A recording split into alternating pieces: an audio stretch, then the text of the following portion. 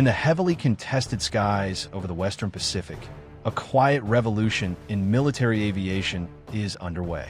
For decades, one island nation has faced overwhelming maritime and aerial challenges with a desperately under-equipped air arm. But all of that is about to change. Recent financial and defense analyses coming out of Seoul have sent shockwaves through the regional security architecture. Market tracking reports from Daol Investment Securities indicate that Korea Aerospace Industries, or KAI, is preparing a massive strategic push to export its newest flagship platform to Southeast Asia. At the very epicenter of this pipeline is an ambitious plan to deliver 20 units of the brand-new KF-21 Boramae multi-role fighter jet straight to the Philippine Air Force. This is not just a routine corporate sales pitch. This represents a monumental leap in sovereign capability that could fundamentally redefine the balance of power in the region. According to Chief Executive Officer Kim Jong-chul, this initiative forms part of a grand global pipeline targeting a total production run of over 200 units worldwide. With potential deliveries estimated to begin between 2027 and 2029, the KF-21 is positioning itself as the ultimate cornerstone for the Philippine Air Force's long-delayed multi-role fighter program. In this comprehensive deep dive, we will break down exactly why this 4.5 generation marvel is the single most ideal future combat aircraft for the Philippines, how it perfectly matches Manila's strategic posture, and what this massive projected deal means for the future of Asian airspace. To fully understand why this development is so vital, we first need to clarify what these recent financial and aerospace reports actually mean. Aviation enthusiasts and defense analysts must note that this development is currently based on sophisticated market tracking and analyst projections rather than a finalized, legally binding procurement contract. However, the discussions are far from speculative. In fact, the latest developments show that KAI Chief Executive Officer Kim Jong-chul is personally and actively pursuing the export of these 20 KF-21 Boramae fighter jets to the Philippine Air Force as part of the company's broader international campaign. This is an aggressive, top-down push from South Korea's premier aerospace leadership. Based on the data from Daol Investment Securities, the Philippines has been explicitly singled out as a high-priority destination for the aircraft's export drive. This underlines how deeply committed South Korea remains to supporting the long-term modernization of the Philippine Air Force. This proactive stance by Chief Executive Officer Kim Jong-chul matches a grand international export strategy to secure the aircraft's long-term commercial viability. Financial analysts from Daol Investment Securities recently upgraded their assessments for the aerospace giant, explicitly identifying a global demand pipeline exceeding 200 units. When you break down those projections, the strategic focus on regional security partners becomes crystal clear. The pipeline estimates include 48 units earmarked for Indonesia, 30 units for Malaysia, and a staggering 100 units or more for the United Arab Emirates.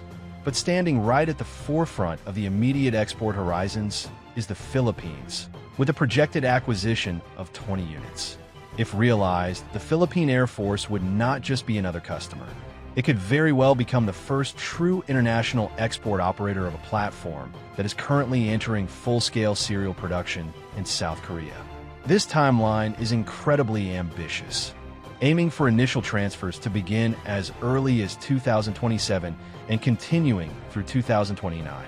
For a country currently facing severe, immediate modernization pressures, such a swift delivery timeline is practically unheard of in the contemporary global defense market. But what makes the KF-21 Boramae such a game-changing aircraft, and why is it labeled as a 4.5 generation fighter? To appreciate its value, one must look at the current polarization of global air power. On one end of the spectrum, you have older, upgraded fourth-generation jets like the F-16 Fighting Falcon or the Saab Gripen.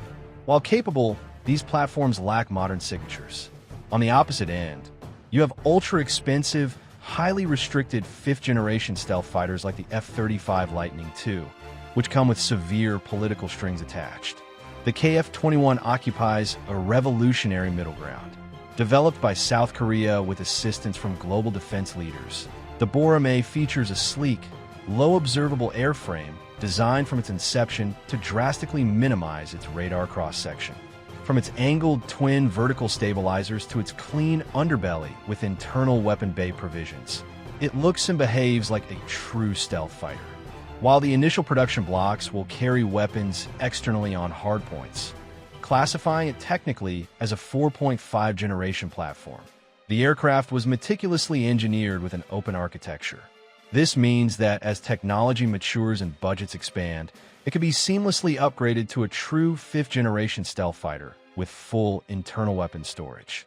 For the Philippine Air Force, this offers a future-proof roadmap. Manila does not just need a fighter jet for the tactical challenges of today. It needs an asset that can evolve over the next 3 or 4 decades to counter increasingly sophisticated threats across its vast exclusive economic zone. Beyond its stealth hybrid design, the internal technological suite of the KF-21 is nothing short of extraordinary. At the absolute heart of its combat effectiveness is an advanced active electronically scanned array, or AESA, radar system developed indigenously by South Korea. An AESA radar allows the pilot to track dozens of airborne, maritime, and ground targets simultaneously with incredible precision, all while remaining highly resistant to adversarial electronic jamming. This is coupled with an infrared search and track system, known as IRST, which allows the Boramae to passively detect stealthy adversarial aircraft at long distances without emitting any radar signals that could give away its own position. Imagine a scenario over the West Philippine Sea where communications and traditional tracking capabilities are hindered by intense electronic warfare environments. The KF-21 would provide Philippine pilots with unparalleled situational awareness, giving them the ability to see first, shoot first, and survive the engagement.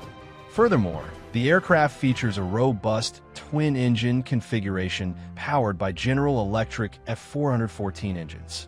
This twin-engine design is a massive safety and operational advantage for an island nation like the Philippines. Flying long-range patrols over vast expanses of open water requires extreme reliability. If one engine experiences a catastrophic failure or suffers combat damage far out at sea, the second engine provides the pilot with the critical power needed to return safely to land, preserving a multi-million-dollar national asset and, most importantly, saving the life of a highly trained pilot.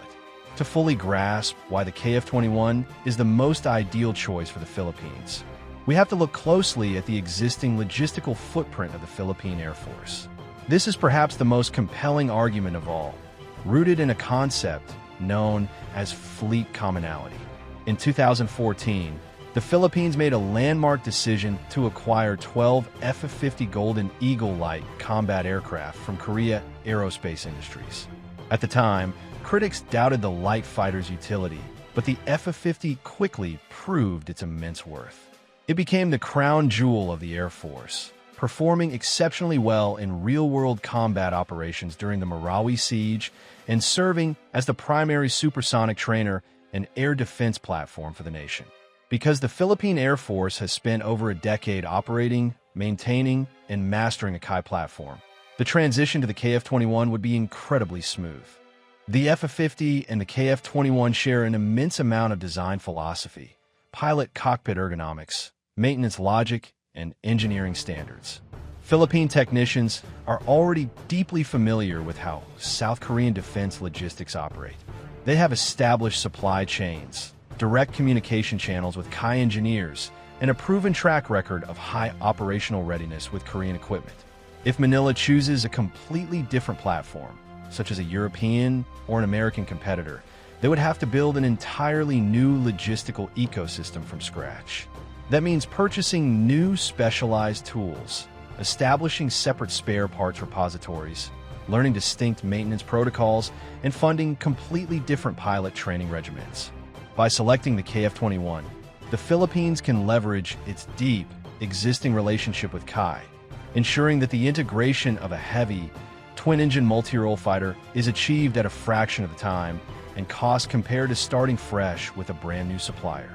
Cost and production timelines are two areas where the KF-21 holds a distinct unassailable advantage over almost every other option on the global market today. The Philippine defense budget, while growing steadily under recent modernization horizons, remains constrained compared to regional superpowers. Every single peso must be stretched to maximize national defense capabilities.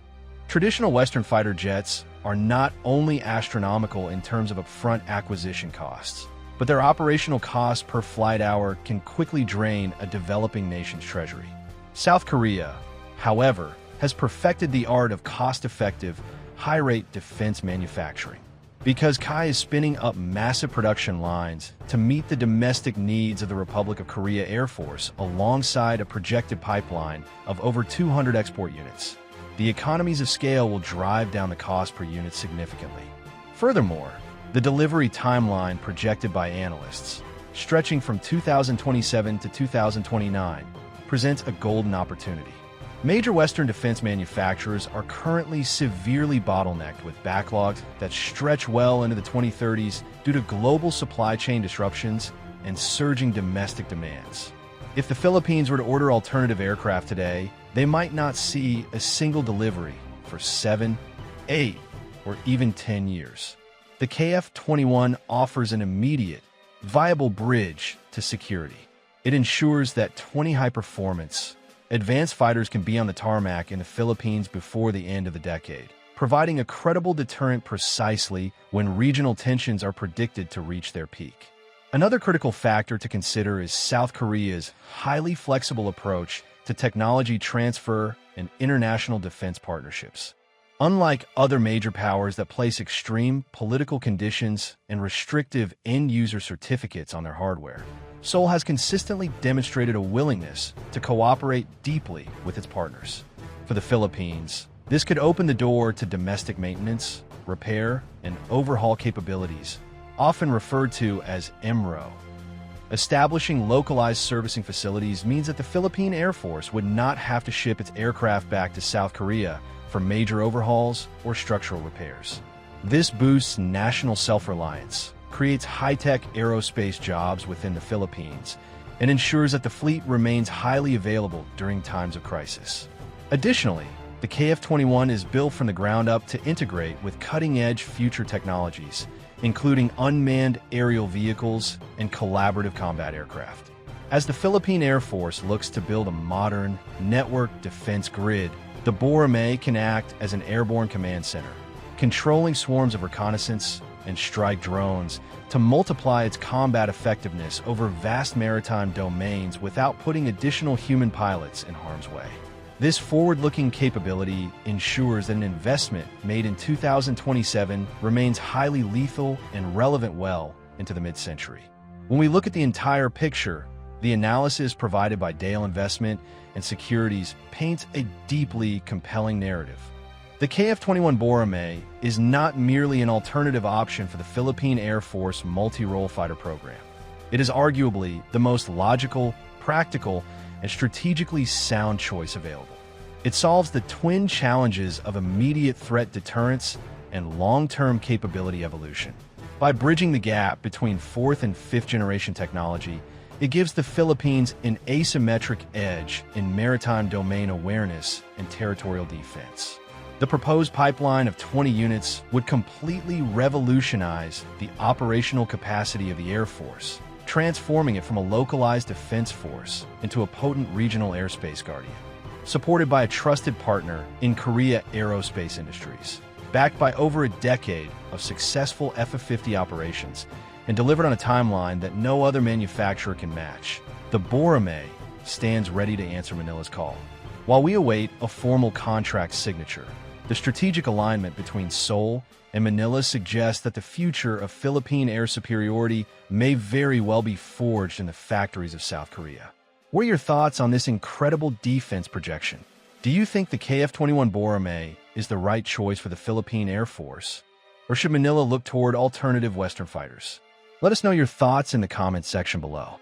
Do not forget to like this video, share it with your fellow defense enthusiasts, and subscribe to the channel for more deep dives into international military strategy and aerospace technology. Thank you for watching, and we will see you in the next video.